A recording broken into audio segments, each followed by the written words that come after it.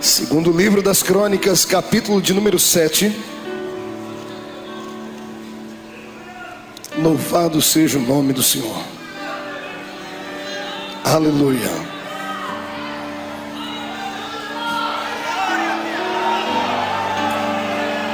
Glória a Deus. O título do texto é: A glória de Deus enche o templo. Tendo Salomão acabado de orar, desceu fogo do céu e consumiu o holocausto e os sacrifícios, e a glória do Senhor encheu a casa. Os sacerdotes não podiam entrar na casa do Senhor, porque a glória do Senhor tinha enchido a casa do Senhor. Todos os filhos de Israel, vendo descer o fogo e a glória do Senhor sobre a casa, se encurvaram com o rosto em terra sobre o pavimento e adoraram e louvaram o Senhor, porque Ele é bom e porque a sua misericórdia dura para sempre. Então o rei e todo o povo ofereceram sacrifícios diante do Senhor. Ofereceu o rei Salomão em sacrifício 22.000 bois e 120.000 ovelhas. Assim o rei e todo o povo consagraram a casa de Deus. Os sacerdotes estavam nos seus devidos lugares, como também os levitas, com os instrumentos e os músicos do Senhor, que o rei Davi tinha feito para eles se utilizarem nas ações de graças ao Senhor, porque a sua misericórdia dura para sempre. Os sacerdotes que tocavam as trombetas estavam de frente deles, e todo Israel se mantinha em pé. Feche a Bíblia, coloque no banco, coloque na cadeira. Pegue na mão da pessoa mais perfumada do seu lado. Atravesse a faixa de Gaza. Pegue na mão da pessoa. Isso. Aperte a mão do seu irmão com carinho até ele falar glória a Deus. Pentecostal que não faz barulho está com defeito de fabricação, irmãos. Glória a Deus. Feche os seus olhos, vamos orar. Senhor, uma vez mais nós te exaltamos nessa noite. Uma vez mais nós buscamos a sua presença. Uma vez mais nós nos rendemos ao seu Espírito e pedimos ao Senhor que nos conduza nesta noite pelo tapete da revelação da sua palavra. Senhor Deus, a sua igreja veio, assumiram compromisso, desafiaram o seu Espírito, romperam em fé, romperam, Senhor, a truculência de uma segunda-feira, do cansaço e a fadiga do dia, e vieram para o santuário. Eles não podem voltar para casa vazios. Senhor, eu quero que hoje o Senhor abra a porta do céu sobre nós e derrame tudo aquilo que uma igreja carece e necessita. Antes que eu comece a pregar, eu lhe faço 2 pedidos, Senhor. O primeiro pedido é que ao redor deste templo, num raio de 5 quilômetros quadrados, onde houver um demônio alojado, que esses demônios comecem a arrumar as suas malas para se mudarem do bairro do Bom Retiro, e por que não dizer da capital paulista, porque se não sumirem, serão queimados pelo poder da glória do Senhor, que vai encher este santuário.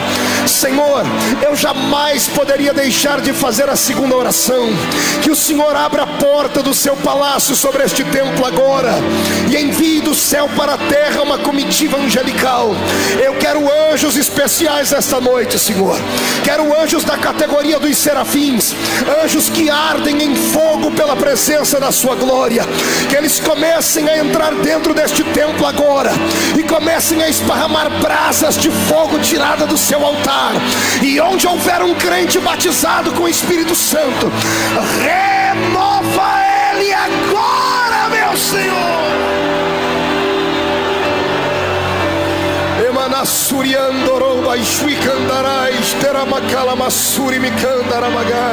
Senhor Deus, eu preciso da sua ajuda, porque tu sabes que o homem, Senhor, depende de ti para tudo. Eu careço nessa noite da sua ajuda mais do que as demais noites. Então me ajuda a conduzir este povo até o seu altar e o seu santuário.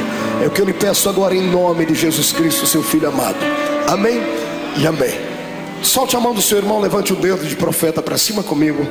Aponte o dedo no nariz da pessoa que está do seu lado, com carinho e respeito, e diga para ela: hoje ninguém me segura.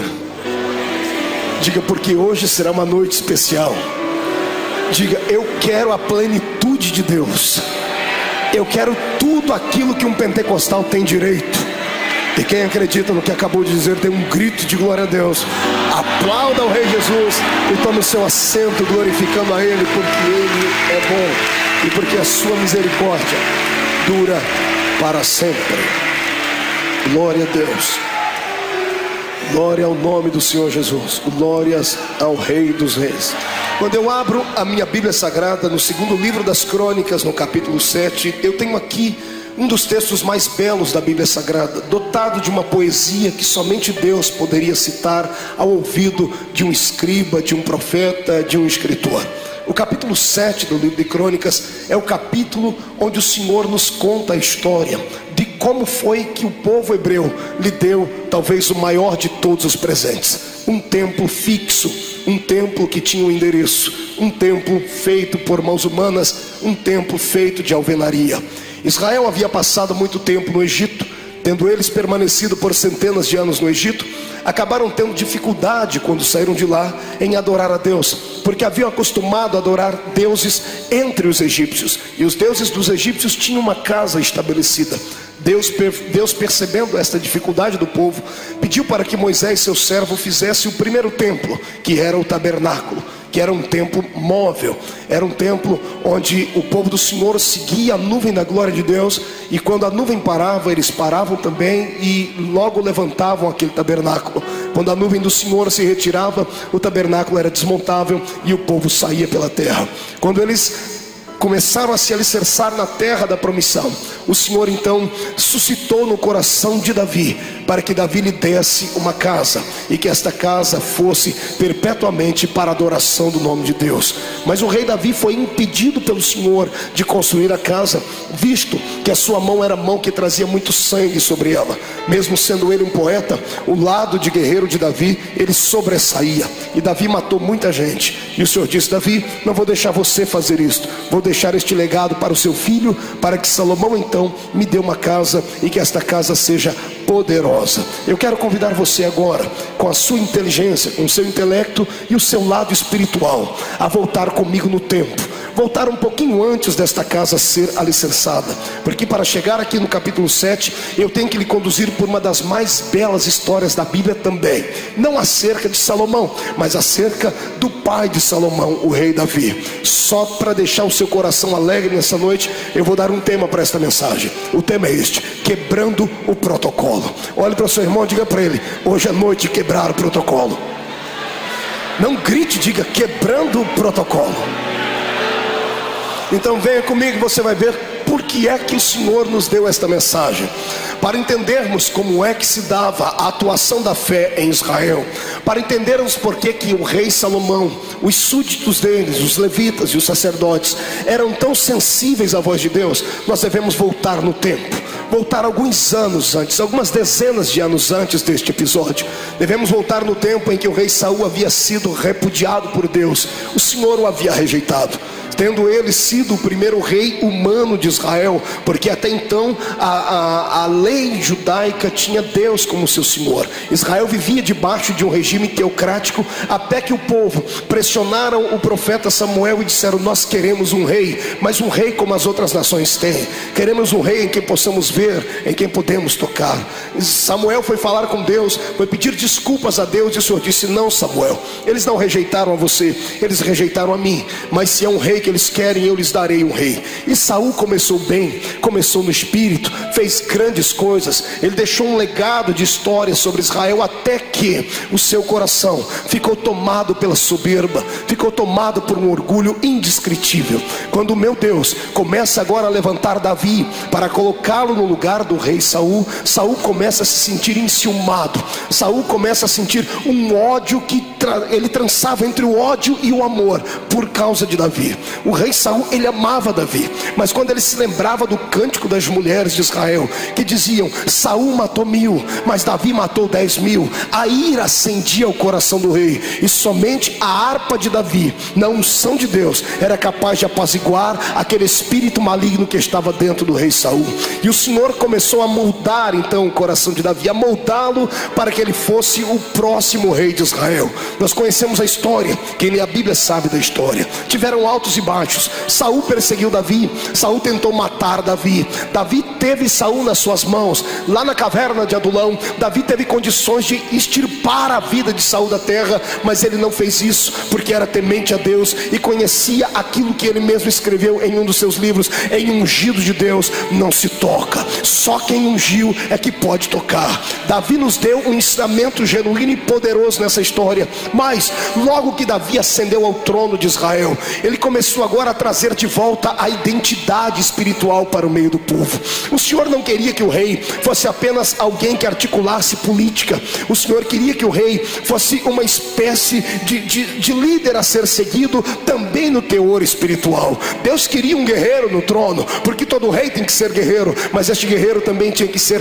poeta, tinha que ter sensibilidade para adorar ao seu Deus. E logo que Davi ascendeu ao trono, a vida espiritual de Israel melhorou e começou a mudar, até um dia em que o rei Davi saiu em uma batalha contra os filisteus, porque estes filisteus sempre foram inimigos de Israel, e eles tinham agora na mão um legado. Os filisteus haviam roubado de Israel talvez o maior marco espiritual da nação judaica, talvez a maior sombra da lembrança de Deus entre os hebreus, que era a Arca da Aliança. Você se lembra da história? Quando Ofni e Finéias foram mortos, quando Israel se curvou diante dos filisteus, o Senhor permitiu que os filisteus levassem embora a Arca da Aliança. Aquela arca não era apenas uma caixa de madeira pintada a ouro. Aquela arca representava a presença de Deus em Israel. Dentro dela havia alguns utensílios sagrados, havia dentro deles algumas relíquias de Israel que jamais poderiam se apartar deles. Por exemplo, dentro da arca estava um vaso de ouro com maná,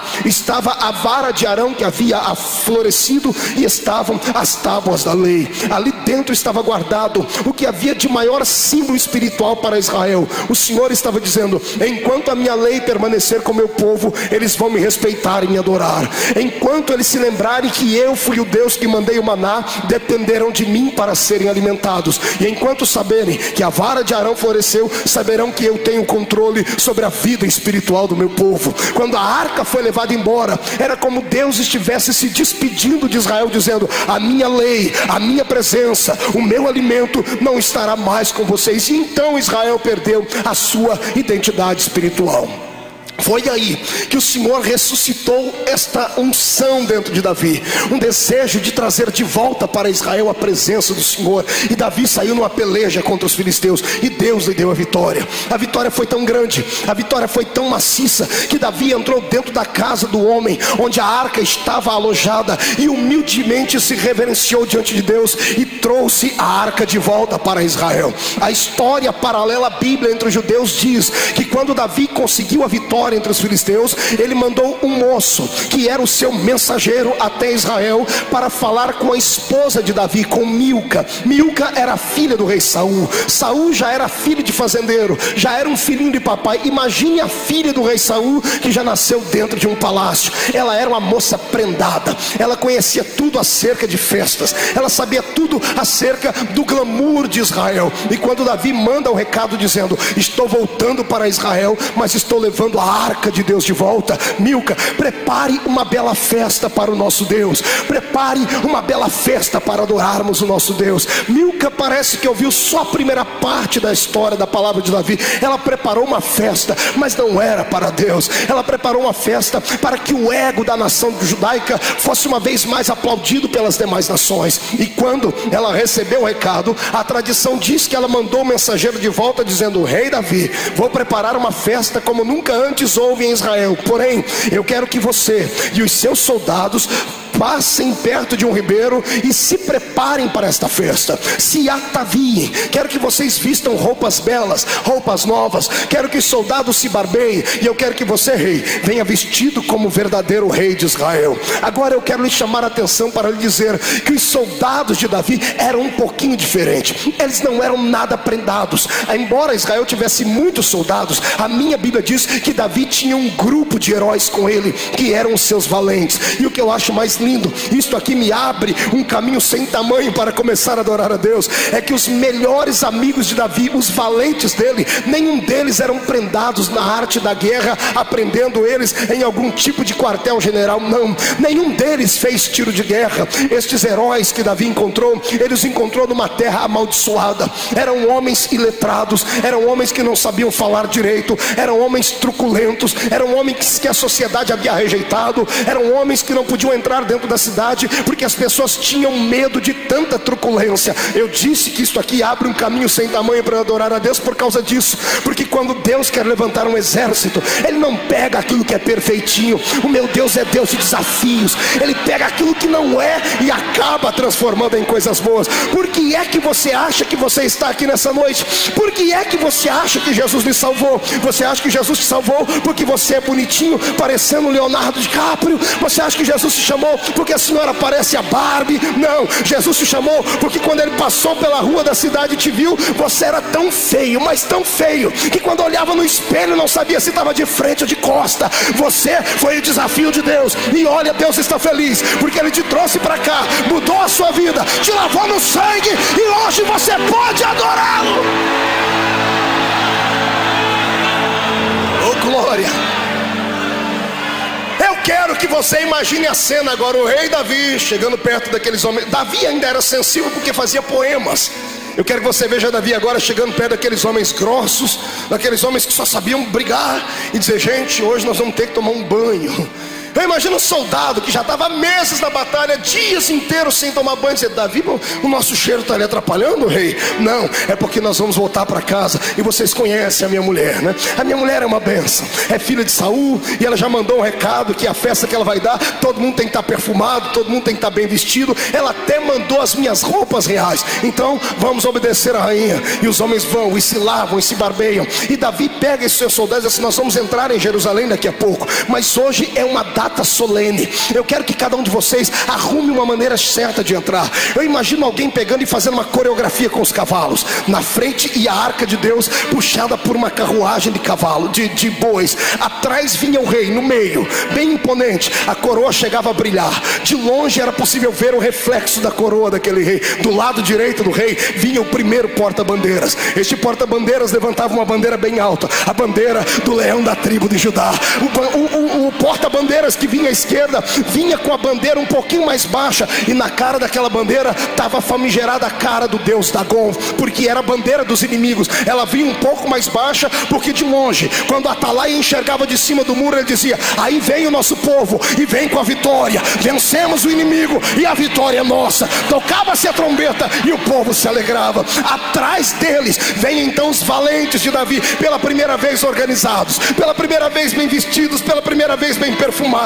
E quando a porta de Jerusalém se abre, lá dentro um espanto só. Milca fez tudo o que o glamour manda. Ela usou toda sorte de etiqueta possível. Ela fez tudo para que o protocolo não fosse quebrado. Soldados que guardavam o templo estavam ali vestidos roupa branca. Sacerdotes estavam com as suas trombetas na mão. Até as crianças estavam bem preparadas. As virgens de Israel prepararam uma coreografia. A banda estava preparada. Quando abriu a porta do palácio, Milca nem desceu. Como alguém que organiza uma festa, ela ficou lá em cima da janela só para olhar e para se deliciar, dizendo: olha como eu sei fazer uma festa bonita. E quando a porta de Israel se abriu e a arca de Deus atravessou por ela, a história diz que os mais velhos, os homens de cabelos brancos, com o seu rosto vencido pelo tempo, quando veem o brilho do sol refletindo sobre o propiciatório da arca, que era a tampa onde estavam os dois querubins, os velhos começaram a ter convulsões de choro, mas eles não pulavam e não se alegravam. Eles se seguraram porque tinha uma etiqueta a ser seguida, tinha um protocolo a caminhar. A rainha de longe dizia assim: calma, se controle, porque é uma festa solene. Gente de toda parte foi convidada, ilustres, governantes, líderes estavam ali para aplaudir a Davi por aquela vitória. Quando a arca atravessa e Davi atravessa junto com ela, Davi olha para as crianças que estavam bonitas, os homens começam a tocar os seus instrumentos, mas Davi percebe a lágrima nos olhos dos mais velhos. E quando Davi percebe que os anciões de Israel estavam entendendo que aquilo não era um amuleto que estava voltando para Israel, não era uma caixa de joias, eles sabiam que quando aquela arca entrou dentro do portão de Jerusalém, era como se Deus dissesse: eu voltei para morar aqui, eu voltei para estar com vocês.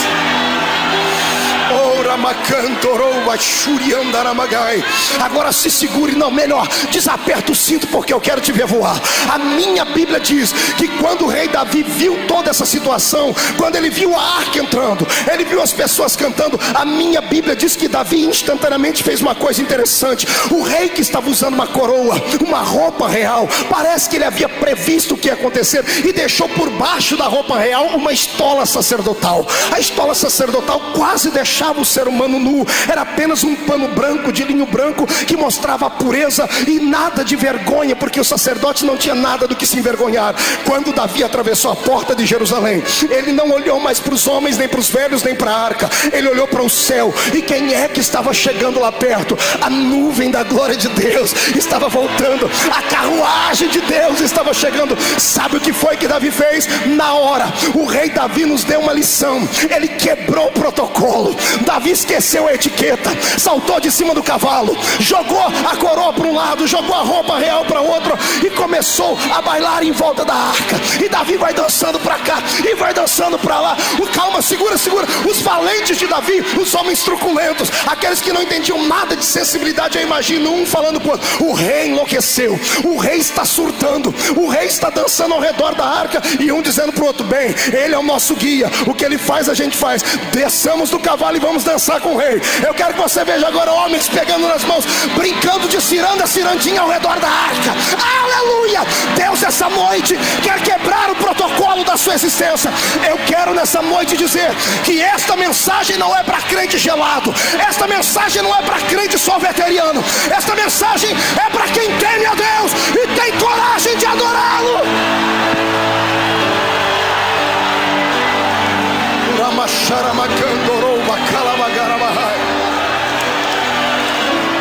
Sabe o que me deixa entristecido e até enfurecido no século 21? É encontrar um monte de igrejas perfeitinhas, igrejas que parecem um bibelozinho, igreja onde os crentes chegam parecendo um grupo de pavões reunidos. Eles gostam de glamour, gostam de festa, principalmente quando alguém, ao invés de dizer só o nome, diz que é doutor fulano de tal, diz que é o empresário fulano de tal. São empresas bem perfeitinhas, são empresas que são, olha o que eu disse aqui, eu disse que nem são igrejas, são empresas, porque parecem empresas. Tudo tem que ser no devido lugar. Tem até uma placa silêncio. Isto aqui é um lugar solene. Eu quero dizer uma coisa para você: eu cansei de ficar em silêncio diante de Satanás quando eu não era crente. O único que fazia barulho era o infeliz do cão, porque ele tripudiava em cima da minha vida.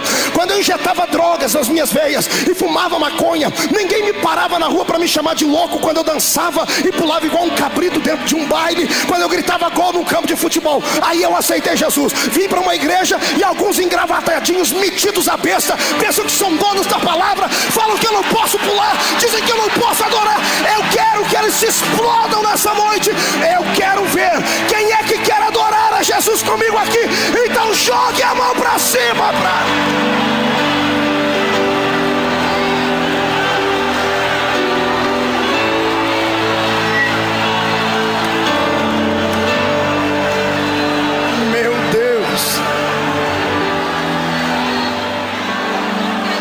olha para essa irmã bonita, com esses olhos pintados, tá com o rosto parecendo que passou a massa plástica na cara. Diga para ela: se quebrar a maquiagem, tem banheiro ali fora, mas não deixa de adorar. Sai do chão para glorificar. Aleluia.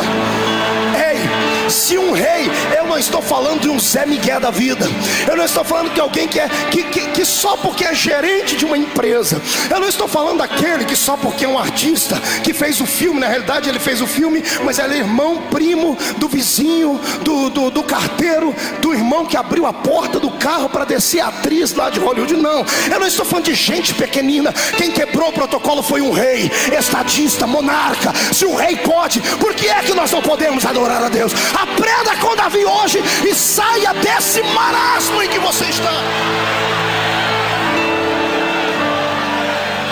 Eu já contei aqui uma vez, e quem sabe hoje alguém veio para ouvir de novo. A minha esposa, a irmã Edileuza, a doutora Edileuza, estudante de direito, uma moça muito equilibrada, muito bonita, uma moça criada dentro da igreja, cheia de protocolos, cheia de etiquetas. Uma vez eu falei para ela: filha, vamos comigo orar no monte. Ela olhou para mim e disse assim: eu orar no monte com você? Eu não sou doida, tem igreja para orar. Isto é ilógico, isto é irracional. Você é um homem preparado, Marco. Por que você vai fazer lá no meio do mato, se sujar toda, os pernilongos te morder, as formigas subir em cima do seu pé, você tropeçar e cair dentro de buraco? Larga a mão disso. Eu falei: bom, então você me deixa aí. Ela falou: vai, você é louco mesmo. E eu fui para o monte orar. Isso uma vez deu um nó na minha cabeça, porque eu falei: Jesus, será que isso é questão de personalidade mesmo? Porque ela disse para mim: você é expansivo, você é sanguíneo, você gosta dessa coisa. Eu não, meu espírito é mais pacato, eu sou mais fleumática, eu não preciso de nada disso. Amados, eu aprendi uma lição com Deus tremenda na vida da minha esposa. Isto foi 1 ano, 2 anos, eu tenho 12 anos de casado. Isso aconteceu há 3 anos atrás. Há 3 anos atrás, quando isso aconteceu, olha que coisa linda. Eu estava me preparando para ir para o monte. A irmã Edileuza chegou em mim e falou assim: para onde você vai? Eu falei: eu vou lá para o monte. Ela olhou e disse assim: cabe eu também? Posso ir junto? Eu olhei para ela e falei: o que você vai fazer lá? Eu falei assim: eu estou precisando. Eu falei: ué, mas você disse que não gostava. Eu falei: não discute comigo, eu estou querendo ir, posso ir?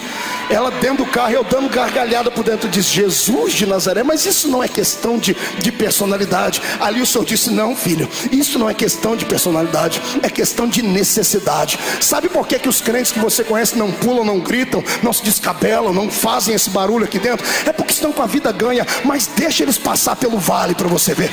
Deixa eles passar pelo vale. Amado, você vai ver a senhora poderosa se jogar no chão, orar, rolar no chão, pedir, porque nós só buscamos a Deus de fato quando carecemos dele. A minha esposa estava passando por uma crise espiritual muito grande, uma crise existencial, e chegamos no monte. Quem aqui já foi em monte? Deixa eu ver. Essa aí é a turma que acompanha o pastor Marco, é tudo doido. Você sabe que quem vai orar no monte, todo mundo tem a sua árvorezinha particular. Eu tenho a minha lá. Quando a minha árvore escuta o barulho do meu carro, ela já começa a tremer, porque ela sabe que o negócio está sério. Eu só vou para lá quando a coisa está apertada. Eu cheguei no monte, levei a minha esposa e disse: eu vou te apresentar uma árvorezinha nova, porque cada um de nós tem uma, essa aqui vai ser a sua. Ela disse: para que eu preciso disso? Eu falei: não, é só para a gente ter um ponto de apoio, para a gente não se perder aqui no meio da mata. Você fica aqui orando e tudo bem. Cada um escolheu um cantinho para orar. E nós estamos, você já viu crente que ora em monte como é que é, né, irmão? Ele já entra a 500 graus de unção dentro do mar. Ele já vai na graça. Ele não vai lá para buscar, ele já vai lá para derramar tudo aquilo que ele queria. E de repente eu ouço um grito daqui, ouço um grito dali, tentando ouvir a voz. A minha esposa disse: pô, eu não posso esperar tanto milagre assim. Ela já vê, já é uma coisa, ela não é de gritar, não é de pular. Irmãos, de repente eu comecei a ouvir um gemido diferente. E de repente esse gemido começou a sair uma vozinha e falou assim: tá bom, Jesus, é isso que o Senhor quer, não é? O Senhor fez eu passar por tudo isso para me trazer aqui, então tá bom, é isso que o Senhor quer, o Senhor vai ouvir. Irmão, essa mulher começou a gritar, mas ela começou a gritar tanto que ela tomou a voz de todo mundo. Eu olhei e falei: não é minha mulher aquela ali. De repente, irmão, Jeová escutou ela lá do céu, derramou uma unção sobre ela tão grande que ela ficou de pé e começou a profetizar. E eu fugi pro meio da mata. Eu aqui não sou bobo de ficar de frente da minha mulher profetizando, irmão. Ela me conhece, ela sabe como eu sou. De repente, além de profetizar, ela começou a marchar. Irmão do céu, eu nunca vi um negócio daquele. Jesus pegou ela do jeito que ele vai pegar você hoje aqui. De repente ela tibum no chão, desmaiou, pensava eu. Ela foi arrebatada. Eu cheguei perto dela, catuquei ela estava lá, não conseguiu se mexer mais. Eu falei para os irmãos: olha, eu acho que eu já estou indo, porque a minha bênção eu já levei. Coloquei ela dentro do carro, desmaiada. Quando ela chegou em casa, eu deitei ela na cama. Ela acordou no outro dia. Quando ela acordou, a primeira coisa que ela fez foi abrir o olho e dar uma rajada de língua estranha. Eu acho que Satanás está correndo até hoje daquele grito. Sabe por quê? Porque quando a situação aperta, o ser humano tem que descer do salto. Eu quero que você esqueça que é doutor, que é médico, que é político, que é empresário, que é universitário. Aqui nessa noite só existe servo. E servo que quer um milagre, por favor, deixa Deus te tomar.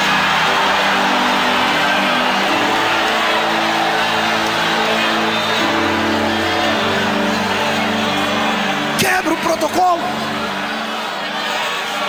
Davi quebrou o protocolo. E que coisa linda. Todo Israel seguiu atrás de Davi dançando. A única pessoa que não desceu lá para adorar a Deus com ele foi a mulher que organizou a festa. a Milca.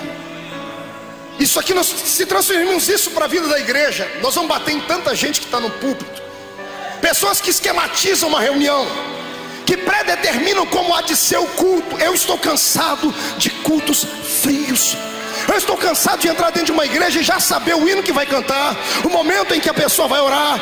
Estou cansado de ver a pessoa pedir a oferta do mesmo jeito e terminar o culto do mesmo jeito. Nós sabemos, o Espírito Santo sofre no século 21. Ele sabe que tem só 1h30 para atuar no culto, porque quando dá 9 horas, o demônio das 9 horas começa a entrar dentro do coração dos crentes. Ainda bem que esse demônio nem passa aqui perto do Bom Retiro, porque se passar nós vamos quebrar ele no meio. Deus está cansado de atuar dentro de formas.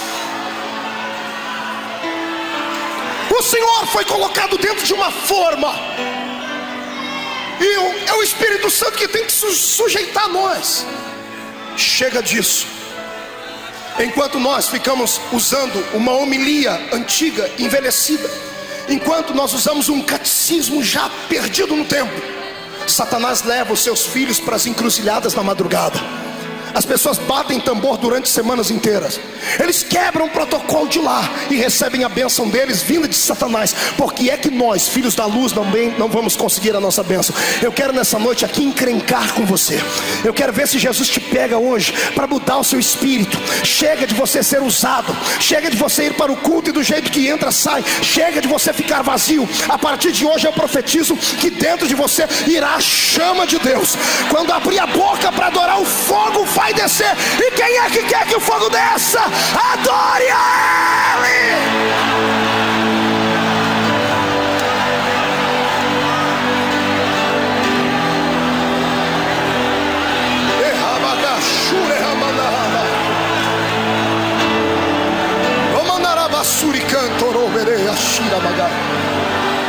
Olhe para cá, pastor. O que tem a ver este dia com o segundo livro de Crônicas 7? Calma, eu tenho ainda uma lição para lhe dar. Agora eu quero puxar a orelha daqueles que não entendem nada deste tipo de movimento. Quero puxar a orelha dos líderes, dos doutores, dos mestres, dos pastores, seja ele quem for, PhD em teologia, não me interessa qual é a formatura desta pessoa. Jamais toque nesses pequeninos de Deus. Jamais critique a maneira deles adorar ao Senhor, ainda que seja extravagante. Não toque neles, e se tocar, faça com carinho, faça com temor, faça com respeito, porque esses que estão aqui embaixo não são um povo qualquer. Isso aqui é a noiva do Cordeiro, é a noiva de Jesus Cristo. E o pior não é isso. O pior é que eu escuto alguns ainda usarem a Bíblia para tentar quebrar esta unção. Dizem eles: não, o espírito é sujeito ao profeta. Nem sabe o que estão dizendo. O espírito que é sujeito ao profeta é o espírito do profeta. Sendo profeta, o Senhor me dá uma palavra, eu posso entregar agora, como posso entregar semana que vem, como posso entregar o ano que vem, como bem posso não entregá-la. Por quê? Porque o meu espírito é sujeito a mim. O espírito do profeta é sujeito ao profeta. Quando você vê um desses pequeninos de Deus ser tomado e sair pulando com o pessoal, isso aí não é unção do reteté de Jesus, amado. Isso aí não é espírito do homem. Pegue essa pessoa depois, filme ele pulando e põe ele sentado na sala para assistir. Você vai ver ele morrer de vergonha. Pastor, mas por que? Ele não sabe o que está fazendo. Ele até sabe, mas naquele momento ele se esvaziou de tudo que é natural e humano. Ele só quer saber de adorar a Deus. E ele acha que pulando, gritando, está adorando a Deus. Ninguém tem nada a ver com isso. Ah, pastor Marco, mas aí a igreja vai ficar uma igreja menina. Eu prefiro uma igreja menina do que uma igreja cheia de caducos. Eu prefiro uma igreja fervorosa do que uma igreja cheia de cubos de gelo. Sai pra lá, geração iceberg. Eu quero é a glória.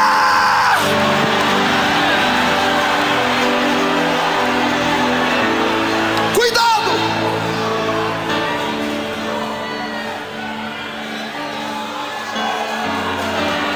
A minha geração caminha paralela ao pior pecado que existe na Bíblia. A Bíblia diz que há um pecado que não tem perdão, nem no templo, nem fora dele.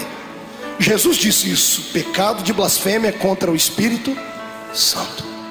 Pergunte para o seu irmão: o que é pecar contra o Espírito Santo? Pergunte para ele. Você sabe o que é pecar contra o Espírito Santo? No mesmo texto em que Jesus ensina isso, ele explica o que é pecar contra o Espírito Santo. Pecar contra o Espírito Santo é você atribuir ao diabo uma obra que é Jesus quem faz. Falaram que Jesus expulsava demônios por demônios. Foi aí que ele entrou e disse: olha, se pecardes contra o Pai tem perdão, contra o Filho também, mas se pecar contra o Espírito do Senhor, não terão perdão nem aqui nem ali. E o que tem de gente que vê esse tipo de manifestação e alegria no nosso meio, fala que é diabo, fala que é demônio. Esses dias atrás eu ouvi o pastor aí, uma pessoa de nome, falando assim: olha, crente que vai para a igreja e cai no chão, isso aí é demônio. O infeliz não sabe o que está falando, não sabe onde está chegando, não teve uma experiência profunda com Deus. Ele teve apenas um conhecimento teológico, filosófico de Cristo. Ele não teve a experiência com a graça do Senhor. Amados, em nome de Jesus, eu vou pedir para o Senhor te dar uma experiência que Ele nunca deu hoje. E por favor, não se segure e deixe Ele te tomar. Deixe Jesus te inundar, pegar cada célula do seu corpo e incendiar ela com esta unção de Deus. Você vai ver que o seu dia depois de amanhã será muito melhor do que esses dias atrás. Eu profetizo que você sairá daqui de mãos dadas com o Espírito Santo. E digo mais, não vai voltar para casa andando mais, vai voltar voando nas asas da revelação do Senhor. Quem quer isso aí, adora Ele. A única pessoa que não gostou dessa história foi a mulher que havia estabelecido os protocolos e as etiquetas, Milca. Na frente de todo mundo, Davi não fez nada com ela. Mas quando ele entrou dentro do palácio, você vai ler isso no segundo livro de Samuel, do capítulo 6, do verso 12, na sequência, leia na sua casa. A minha Bíblia diz que Davi chamou Milca, ou melhor, ela chamou Davi e disse assim para ele: que vergonha ver o Senhor quase nu perto dos seus súditos. Davi olhou para ela e disse assim: você não entende nada de adoração a Deus, você não entende nada de dar a Deus a alegria que Ele tem dado a nós. Milca, o Senhor esteve fora de Israel, hoje Ele voltou para Israel. Eu só fiz adorá-lo, você deveria ter feito isso também. Sabe qual era o problema de Milca? É que ela olhava todo mundo de cima para baixo.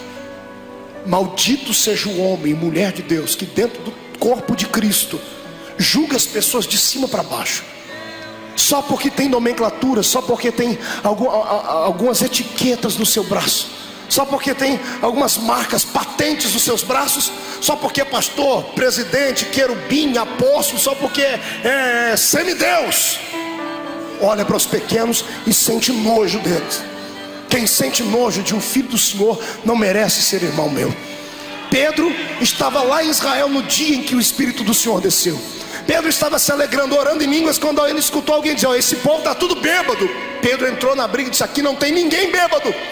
O que vocês estão vendo aqui é a manifestação do que está escrito na palavra do Senhor: nos últimos dias derramarei do meu Espírito sobre toda a carne. Então eu quero nessa noite que você saia embriagado aqui do Espírito, amado. Perca o rumo da sua casa, mas encontre o caminho da adoração a Deus. Quem concorda comigo, ergue a mão para cima para adorar.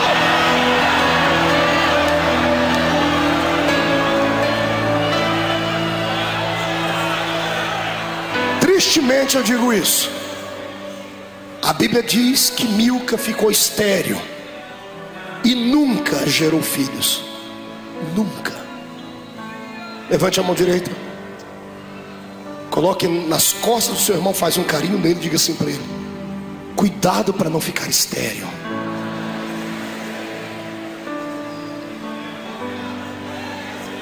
E se você não quer comer, não quer morrer comido de bicho nessa noite, abra a boca e dê glória a Jesus Cristo. Pastor, o que tem a ver esse texto com o texto de Crônicas? Você vai entender agora. A história de Israel diz que enquanto Davi estava naquele dia adorando a Deus com aquela liberdade, os levitas que estavam em Israel estavam prestando atenção no rei. O rei era um paradigma para todos eles. O rei era um exemplo, era uma inspiração a ser seguido. Todos queriam ter a bravura do rei, todos queriam ter a intimidade que o rei tinha com Deus. E quando os levitas viram Davi bailar ao redor da arca, pelo menos um dos levitas se apaixonou por aquilo. O nome dele era Asaf. Diga para o seu irmão: conhece Asaf? Diga, o pastor Marco vai lhe apresentar ele agora. Olhe para cá. Asaf foi um rapaz levita, da tribo dos levitas, que se destacou acima de quase todos os demais. Abaixo de Davi, para mim, Asaf foi o maior levita. Ele deixou escrito na Bíblia mais de uma dezena de salmos. Asaf teve experiências com Deus, escreveu coisas de intimidade. Por quê? Porque em seu tempo de infância e adolescência, ele teve onde se inspirar. Eu vou deixar uma palavra aqui agora como conselho. Não vale a pena viver esta vida, desde que a nossa vida não influencie pelo menos mais uma vida. O que a minha geração precisa é disso. É de homens e mulheres inflamados, que possam ser seguidos, que possam ser imitados, que possam influenciar uma geração. Você se lembra na época da Copa do Mundo de alguns anos atrás, quando o Ronaldinho fez aquele corte de cabelo ridículo, horrível? O que teve de garoto que saiu para a rua e fez aquele corte de cabelo também? Você se lembra quando Luiz Inácio Lula da Silva se levantou no nosso Brasil como um líder político da barba grande? Todos os petistas tinham a barba comprida. O que esses homens tinham? Eles influenciaram uma geração. Eles influenciaram aqueles que estavam vindo, porque o ser humano precisa de um líder a ser seguido. O problema da minha geração é esse: é que os líderes que se destacam são líderes que têm poder do intelecto, têm poder político, mas falta poder espiritual, falta poder de unção. Uma vez entraram no meu site na internet e disseram assim: pastor, por que o senhor se inspirou num pastor americano e não em um brasileiro? Eu disse: não que os brasileiros não tenham o seu quilate, mas eu encontrei na figura de um pastor americano uma unção e uma intimidade com Deus que eu jamais havia visto, e me influenciei através da vida dele, e louvo a Deus por isso. O que eu quero é que você se inspire naquilo que é bom. Eu gostaria que hoje você ousasse a se inspirar num homem, numa mulher pentecostal de verdade. Eu gostaria que hoje você ousasse a sair dessa vida natural e tocasse o sobrenatural com Deus. Eu gostaria que hoje, pelo menos hoje, você quebrasse o protocolo na sua casa. Ao invés de chegar em casa e ir assistir novelas, assistir alguma coisa, um filme, fechasse a televisão, deixasse desligado, pegasse a Bíblia Sagrada, chamasse a sua família, refizesse o altar da sua casa e dissesse: vamos voltar a buscar a Deus de uma maneira diferente. Eu gostaria de ver você esta madrugada toda deixar de dormir, passar 2, 3 horas de joelho falando com o Espírito Santo, perguntando a Ele se o que eu estou pregando aqui é verdade ou não. Ele vai te dizer se é verdade ou não. Eu gostaria que antes que a alva do dia amanhecesse, você estivesse tão inundado por Deus, que amanhã, quando você saísse pelas ruas da cidade, a sua sombra, quando tocasse o enfermo, poria o enfermo de pé, porque a presença de Deus seguirá a tua vida.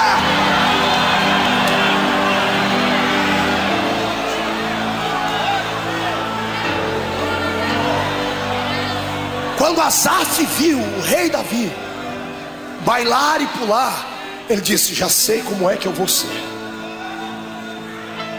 Ele deve ter sofrido críticas. Eu vou falar isso agora com temor a Deus.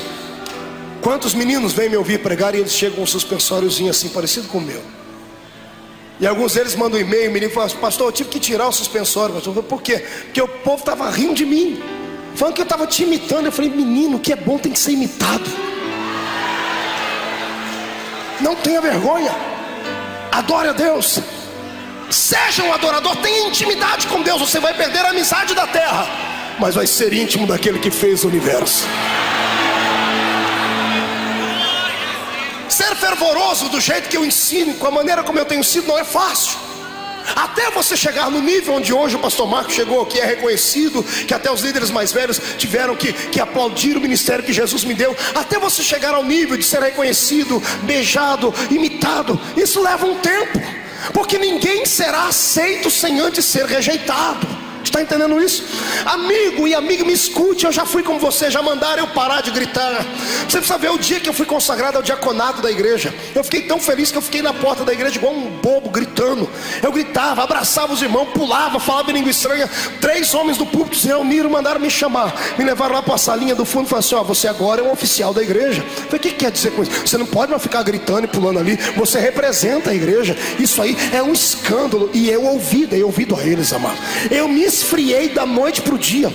E depois ainda que eu coloquei aquele terninho miserável como é que chama? De linho, que amarrotava mais do que qualquer coisa. Aí eu fiquei insuportável. Os crentes vinham me cumprimentar, eu nem me deixava me tocar. Acabavam de me abraçar, eu tirava a mão deles, porque afinal de contas, oficial da igreja tem que ter ética, tem que ser estruturado. Eu quero nessa noite, queria eu poder pegar o infeliz que ensinou isso. Queria eu poder pegar a pessoa que ensinou que só porque você é um oficial da igreja, você não pode entrar na glória do Senhor. Queria eu pegar esse infeliz. Sábado agora eu estava pregando em Belo Horizonte, lá no Templo dos Anjos, na sede da Igreja do Evangelho Quadrangular, uma igreja linda. 4.000 pessoas dentro do templo. 5 horas da tarde o pastor Jerônimo me ligou e falou: Marco, estamos com um problema, nós vamos ter que fazer mais de um culto. Eu falei: por quê? Porque o templo está cheio e tem mais de 4.000 pessoas do lado de fora da igreja. Então eu fui, preguei no primeiro culto, saí meia hora para tirar o povo, tiveram que puxar o povo, os seguranças da igreja, tinha gente que se agarrava nas cadeiras, não queria sair do culto. Tiraram o primeiro povo, o segundo povo entrou. Antes de eu começar a pregar, o pastor disse: nós vamos ter que terminar o culto daqui a pouco. Eu falei: por quê, pastor? Porque tem quase 10.000 pessoas do lado de fora querendo entrar. Eles querem ouvir a palavra do profeta. Eu chorei diante de Deus. Eu chorei porque alguns anos atrás, para você fazer movimento, tinha que trazer um cantor, tinha que trazer uma estrela, tinha que trazer um agitador de águas famoso e conhecido. E de repente o povo acordou e descobriram que o que dá sustentação para a alma é uma palavra pregada na unção e na verdade, uma palavra ungida como essa aqui. Você acha que esse povo veio aqui por causa de mim? Acha que esse povo veio aqui porque eu sou bonitinho? Eu tenho espelho na minha casa. Só vieram aqui porque sabem que por onde passo fica uma unção de Deus. Se eu perder essa unção, ninguém quer nem me cumprimentar mais. Em nome de Jesus Cristo, peça essa unção para Deus, irmão. Peça, pastor. Peça.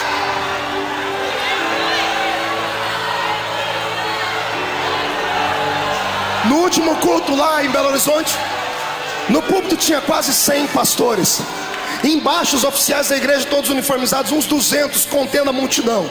Veio uma unção de Deus tão grande sobre nós que nenhum deles ficou de pé. Caíram todos os oficiais aqui. Quando eu assustei, virei para trás para falar, estava todo mundo aqui caído no chão também. A glória do Senhor, quando vem, irmãos, ela vem na essência, ela vem no poder, ela vem forte. Quando a unção de Deus vem, ela não vem fragmentada. Quando Deus encontra corações abertos, Ele manda a sua unção maciça e pesada. Pessoas aqui hoje serão tão impactadas com Deus que eu não sei como vão voltar para casa. Eu quero é que hoje Jeová abra uma cachoeira de azeite dentro dessa igreja e faça você nadar nela. Mas para isso tem que desejar, tem que querer. Pastor Marco, por que isso não acontece na minha igreja? Por que a maioria dos pregadores que eu escuto, eles são até mais inteligentes, têm mensagens muito mais profundas do que a sua, mas eu não sinto isso que sinto quando o senhor prega? Eu vou lhe dizer o porquê. É porque existem protocolos que precisam ser quebrados. O Espírito do Senhor não é o diabo.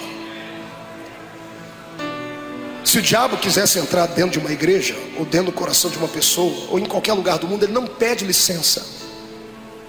Ele mete o pé na porta e entra, porque ele é um atrevido, ele é deselegante. O Espírito do Senhor não, ele é um cavalheiro. O Espírito do Senhor tem a sua ética pessoal. Ele não entra na vida de ninguém sem que a pessoa não peça. Mas depois que a pessoa pediu, aí é ele que não quer sair mais. O caminho que eu estou te conduzindo hoje é um caminho só de ida, está ouvindo? É arriscado você seguir aqui o que eu estou pregando, porque lá na sua igreja vão te chamar de louco, desequilibrado, vão tirar o seu cargo, vão dizer que você é barulhento demais, vão te chamar de maluco, de esquizofrênico. Só que daqui a alguns anos, essas mesmas pessoas vão ter que olhar para você e dizer assim: por que que eu não te acompanhei? Por que que eu não te segui? Quando verem a sua cara na televisão pregando, quando verem os seus CDs esparramados nas cidades, quando verem o que Jesus fez na sua vida, então eu te convido, tenha coragem nessa noite. Esse poder não é para frouxo, esse poder não é para gente covarde, esse poder é para quem tem coragem. Quem tem coragem, vem comigo, vem!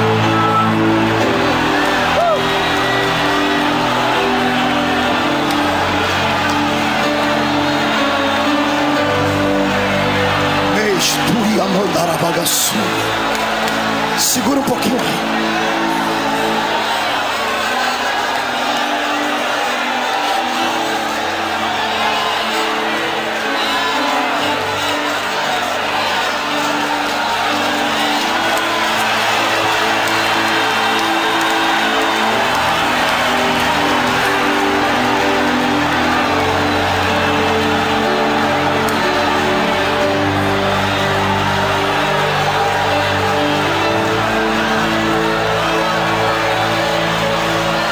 Feche seus olhos. Senhor Deus, eu abro um parênteses aqui, Pai, para que o Senhor fale melhor ao coração dos seus filhos o que significa essa unção, essa presença. Senhor, pegue esses crentes que já são cheios e nessa noite faz transbordar. Os que falam em línguas, Senhor, que eles extravasem agora orando em línguas. Aqueles que nunca falaram em línguas, que comecem a gritar pedindo essas línguas. Aqueles que têm intimidade contigo, que saltem, que pulem, que gritem, que deixem o Senhor tomar. Mas neste momento, Jesus, mostra o que é um culto pentecostal. Enche esse lugar agora.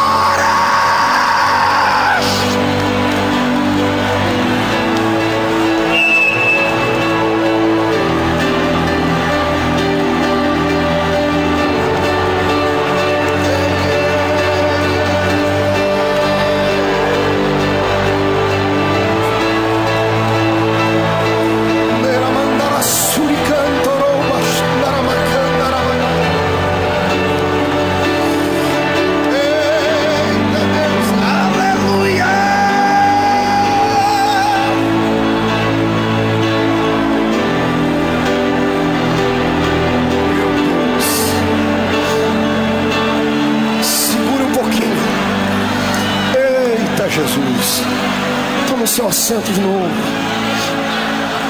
Ei, irmão, não se assuste.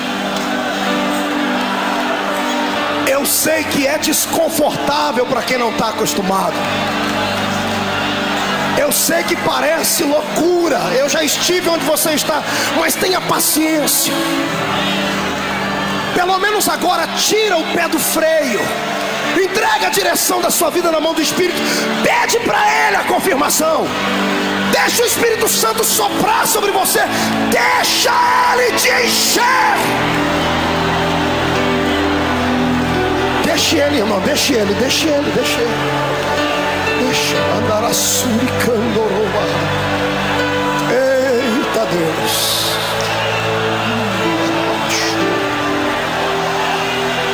Olhe para mim. Vamos falar de conhecimento. Daqui a pouco eu volto para a graça. Asaf cresceu íntimo de Deus. Ele compôs melodias tremendas, profundas. Isso destacou entre os demais levitas. Quando Davi estava morrendo, Salomão lhe prometeu: meu pai, durma em paz, porque eu vou construir para ti um templo. Vou construir para o nosso Deus um templo, por causa da sua inspiração.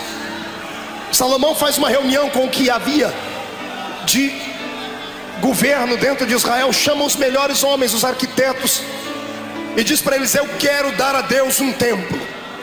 Quero construir o primeiro templo fixo de Israel para o nosso Deus. E eu quero a excelência. Eu quero o que há de melhor para Deus. Eu não quero nada de segunda mão. Eu quero coisas tremendas. E aí alguém foi dizendo: olha, nós precisamos disso, disso, disso, disso. O templo já estava praticamente arquitetado. Aí alguém se lembrou disso: Salomão, um templo só tem sentido se houver quem adore a Deus no templo. O que o senhor está sugerindo, meu príncipe? E a pessoa disse: nós precisamos dar uma música, precisamos compor uma melodia para Deus no dia da inauguração do templo. Então Salomão grita: eu quero o melhor músico de Israel. Quem é o melhor? E alguém diz: Davi, Salomão, nós temos um problema. O melhor músico de Israel, o maior compositor de Israel, não pode mais compor pela lei. Por que não? Porque a vida de um sacerdote, o seu ministério terminava aos 50 anos. Quando ele alcançava a idade de 50 anos, ele não podia mais atuar. E aí chegaram em Davi e diz: Davi, tem um homem aí que aprendeu com o seu pai. Ele se inspirou na unção do seu pai. Ele escreveu coisas belas, mas ele já passou da idade. Ele tem quase 60 anos. Pela lei ele não pode mais atuar. Eu imagino Salomão olhando para ele e diz assim: ele é o melhor.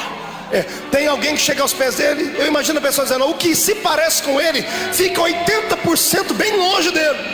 Se o senhor quiser, nós vamos chamar essa outra pessoa agora. Salomão diz: não, para Deus tem que ser o melhor. Mas ele tem já quase 60 anos de idade, Salomão. Não me interessa, vamos quebrar o protocolo. Se é para Deus, eu quebro o protocolo hoje. Chame ele. E lá vem Asaf, quase 60 anos, aposentado, jubilado. E Salomão diz: você vai voltar a atuar agora. Por que, meu rei? Você vai construir, arquitetar um salmo, uma música com letras profundas, porque daqui não sei quanto tempo vai demorar, mas quando o templo de Deus estiver pronto, eu quero a melhor música que você já fez. Combinado? E ele: se é o rei que pede, está combinado. O templo levou 7 anos para ser construído. A letra da música levou 7 anos para ficar pronta. A melodia levou 7 anos para ficar pronta. Nossa, se eu pegasse um gancho aqui, dava para bater bastante nos cantores, né? Que hoje em dia, porque tem contrato com a gravadora, são obrigados dentro de 6 meses gravar qualquer merrequinha lá e colocar nos nossos ouvidos para ouvir. E ainda diz que é a unção de Deus. Aí falta inspiração, aí fica fazendo aquelas músicas todas esquisitas. Alguns chegam a pachorra de pegar uma música mundana e colocar uma letra evangélica só para vender. Vocês esqueceram ele que os mais belos hinos e poesias foram escritos em tribulação.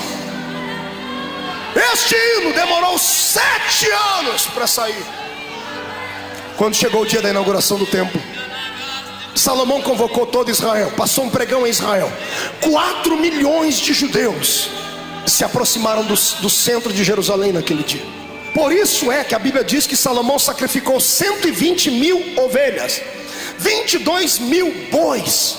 Era muita coisa, porque tinha 4 milhões de pessoas do lado de fora. Dentro do templo só entravam pessoas importantes: sacerdotes, levitas, o rei, algumas outras pessoas convidadas especiais. E lá ia o maestro Asaf, que agora, detalhe, estava passando dos 70, estava chegando nos 70 anos. Quando Asaf se aproxima do coral de levitas, eu imagino todo mundo murmurando, mas esse velho, esse homem já não tem mais idade para isso. Eu imagino alguém dizendo: você não ficou sabendo a última? O que? O rei quebrou o protocolo. O rei burlou a lei, porque dizem que ele é o melhor. Vamos ver se é o melhor. Imagina Asaf agora diante dos levitas, seu coral baixo, contralto, soprano, tenor, e dizendo para ele: gente, é agora. Ensaiamos 7 anos. Eu quero que vocês cantem como nunca cantaram antes. A gente sempre canta para Israel ouvir. Hoje nós vamos cantar para Deus ouvir. A minha Bíblia diz que os sacerdotes começam a imolar os animais, a sacrificar. Salomão levanta as 2 mãos para o céu e faz uma oração. E quando ele está terminando a oração, o coral de levitas entra com a música. Pena que a Bíblia não deixou escrita a letra da música. Tudo era narrado, tudo que era feito em Israel alguém escrevia. Mas eu acho que até o escriba que foi convidado: você vai escrever tudo que aconteceu aqui. Ele não teve como escrever, porque ele ficou cheio da unção de Deus também. Perdeu o rumo da casa, ele não teve como escrever a letra. E aí quando Asaf bate a sua batuta e começa a cantar, irmãos do céu, tire o olhar de dentro do templo agora e olhe por cima do templo. 4 milhões de pessoas ao redor do templo. De repente as criancinhas, eu imagino criança que é mais curioso, puxando a barra da saia da mãe, puxando a túnica do pai. Pai, mãe, o que foi, filho? O que é aquele negócio lá em cima? E lá vem a nuvem de novo.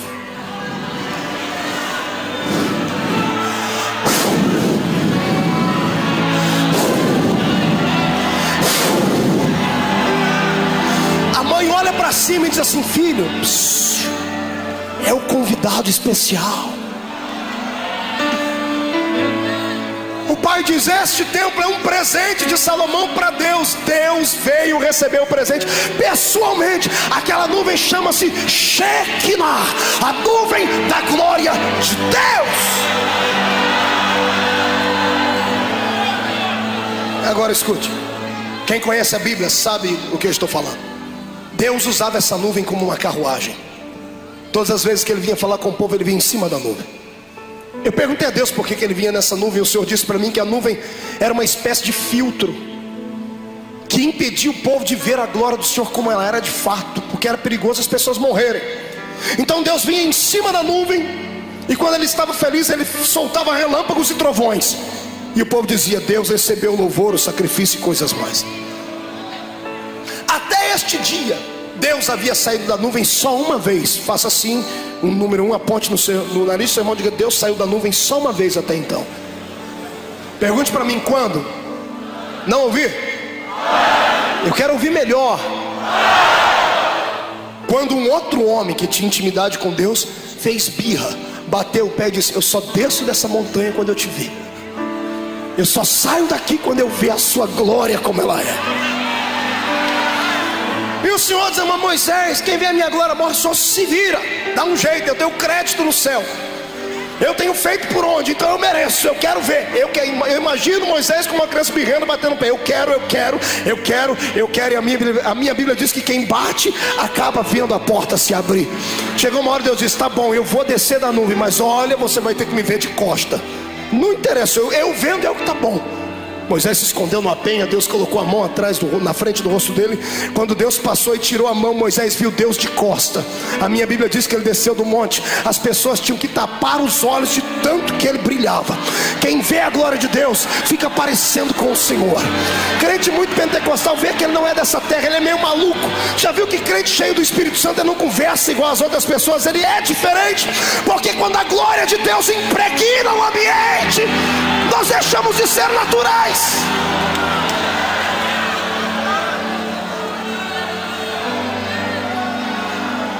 Asaf está com a batuta e vai bater. Atenção, levitas, contralto, soprano, tenor. Olhe lá, vamos lá. Perfeito, afinaram no diapasão, vamos lá.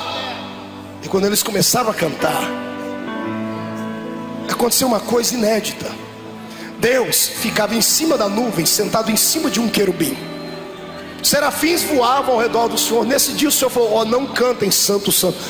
Eu quero ouvir o meu povo cantar. A melodia foi tão linda, a música foi tão profunda, que eu imagino Deus fechando os olhos e aspirando aquele louvor assim.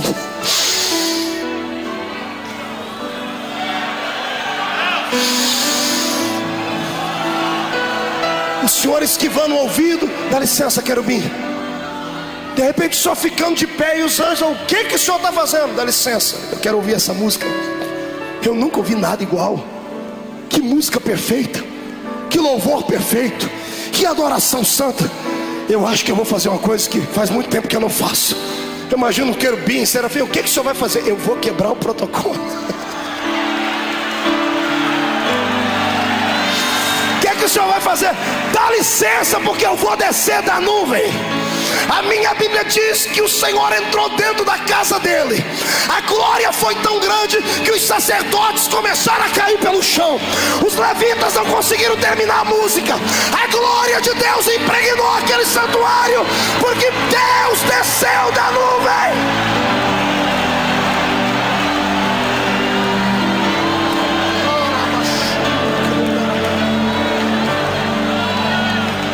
A tradição judaica diz que quando o templo ficou cheio da glória do Senhor, as pessoas que estavam do lado de fora de Israel começaram a ser curados, os paralíticos começaram a andar, veio uma unção de Jeová Rafá sobre eles.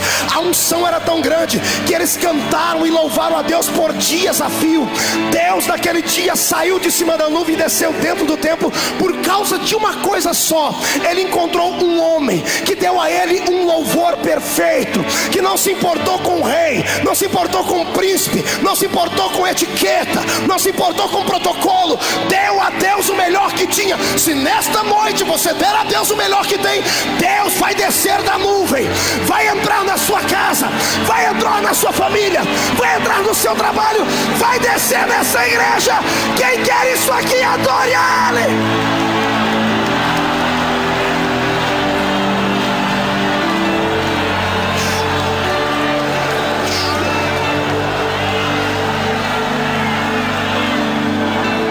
Tira Deus da nuvem, irmão. Feche seus olhos. Tira Deus da nuvem.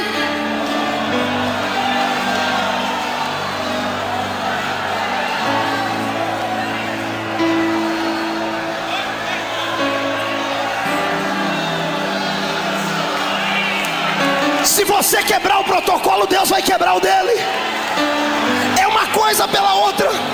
Se você quer que Ele faça algo que Ele nunca fez na sua vida, faça nessa noite algo que você também nunca fez para Ele.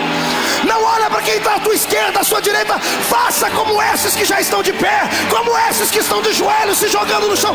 Quebre o protocolo e venha adorar ao Senhor. Venha. Querem fechar o guarda-chuva? Venha.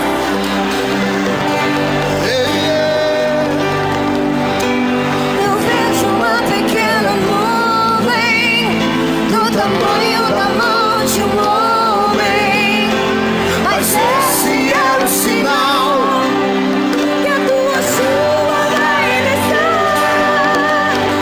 Eu vejo uma pequena nuvem do tamanho da mão de um homem, mas esse é o sinal que a sua chuva vai descer.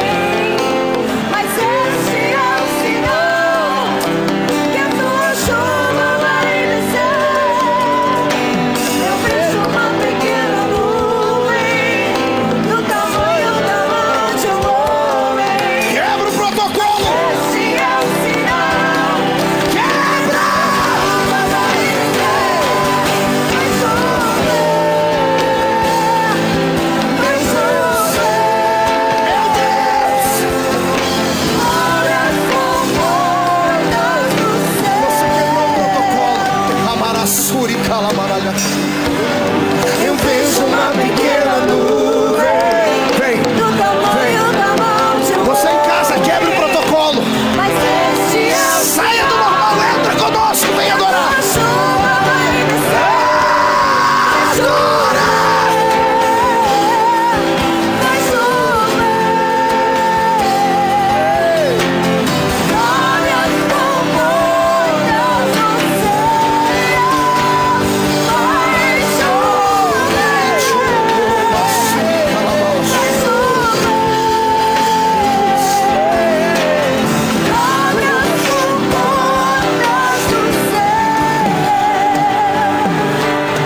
Aquela música que vocês ensaiaram.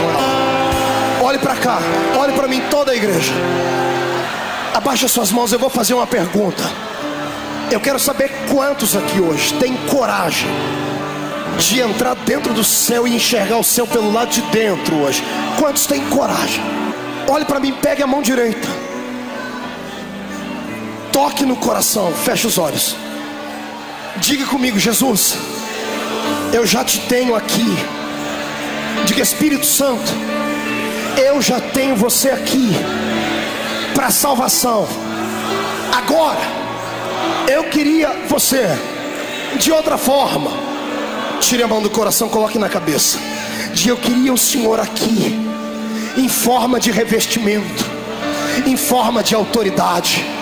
Diga: eu quero, o quanto for possível, um ser humano ser cheio da sua presença. Eu sou este ser humano. Levante as duas mãos para cima e chacoalhe elas.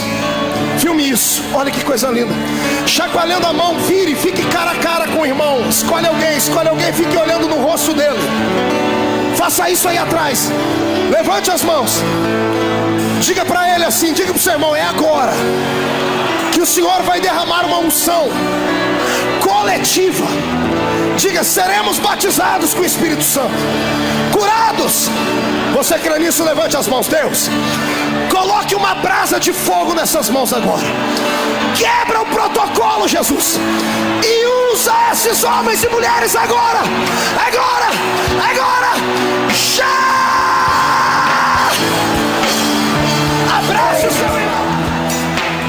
as mãos. Pegue no braço do seu irmão. Enquanto eu estava de olhos fechados aqui, eu via uma onda gigantesca se aproximando deste lugar. Feche os seus olhos, feche os seus olhos.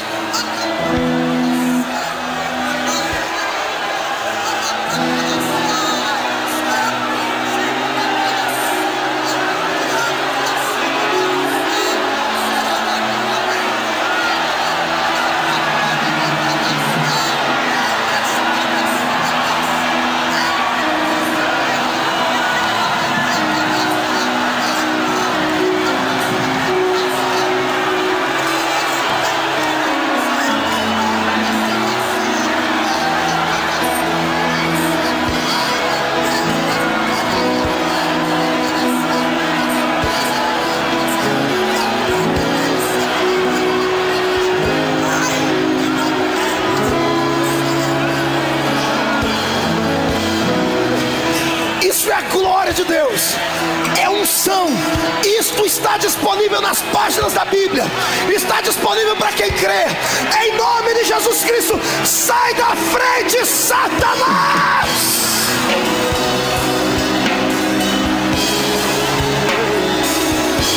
Meu Deus, quem pode levantar a mão direita, levante.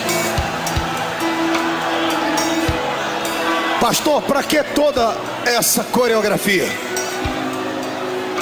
Não basta pregarmos, temos que aplicar a fé. Abra a mão direita. Diga em nome de Jesus: todo espírito que engana, que soprou no meu ouvido, na minha mente e no meu coração, que eu não preciso ser tão extravagante, que eu não preciso batalhar tanto. Eu quero que esses espíritos que esfriam igrejas, que deixam a nossa fé morosa, venham para a palma da minha mão agora, em nome de Jesus. Feche a sua mão, segure aí. Você vai quebrar o protocolo agora. Lucas 10:19: eu vos dei poder para pisar sobre serpentes e escorpiões. Não se assuste, a partir de amanhã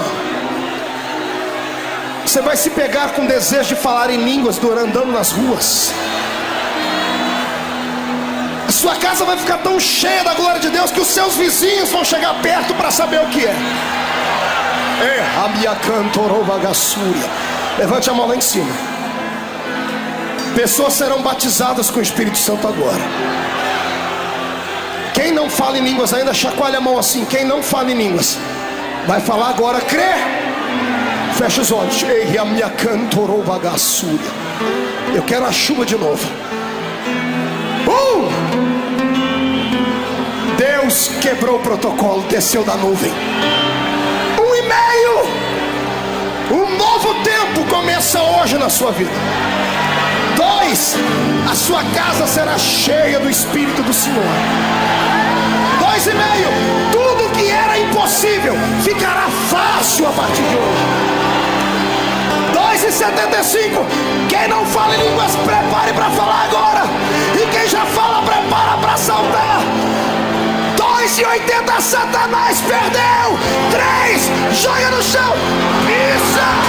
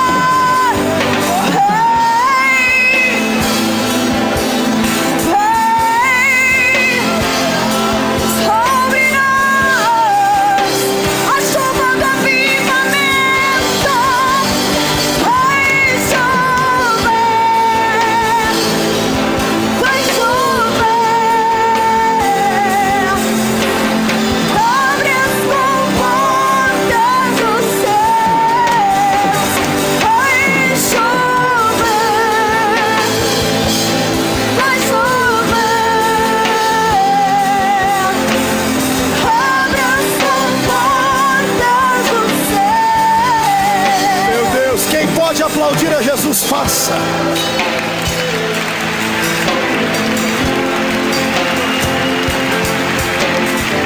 Se é para Deus, tem que ser mais forte.